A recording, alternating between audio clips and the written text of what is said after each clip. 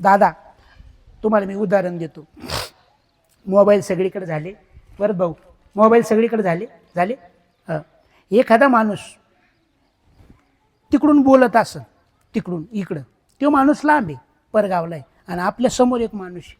तर तिकडा माणूस काय बोलत असेल ते आपल्याला ऐकू येत. मी चरणासाठी सांगतो, तिकडा माणूस इकडे बोलत असेल आपल्याला ऐकू येत, पण इकडच्या बोलण्याहून तिकडचा अंदाज कळाला तर पहा तुम्हाला कसं. आता मी सोपं सांगतो. तिकड्याचा फोन आला इकड्याला, तो काय बोलायचे ते बोलला आणि यांनी सुरू केलं. म्हणले मला गुरुवारी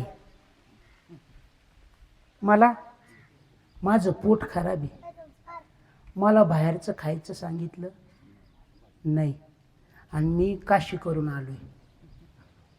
मग तो काय हरिपाठाला या म्हणत असन का? तुम्हाला शपथ आहे माझी, बोला ते काय म्हणला असन त्यो, कशाला या. हा पटलं मुद्दा, पुढचा मुद्दा घ्या. तिकडून फोन आला, इकडून ते बोलतो. म्हणले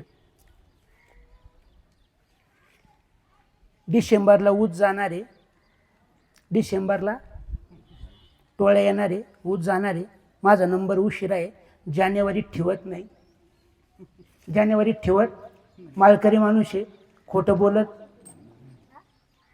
काय आता हे बी कळणं म्हणलं, मला उचलून पळावं लागेल.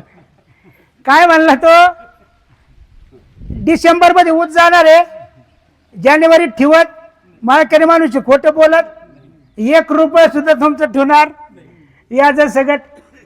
म्हणजे काय मागू राहिला तो, पैसे. तिकडच्या बोलण्याहून जसं इकडच्या बोलण्याहून जसं तिकडच्याचा अंदाज तुम्ही काढला तसंच महाराज पहिलं चरण तुकाराम महाराजाचं आहे, हे त्यांच्या बोलण्याहून. आणि दुसरे घेणारे लोक आहे, तुकाराम महाराज घ्या घ्या म्हणतात आणि हे म्हणतात देव न लगे, असं साधं आहे.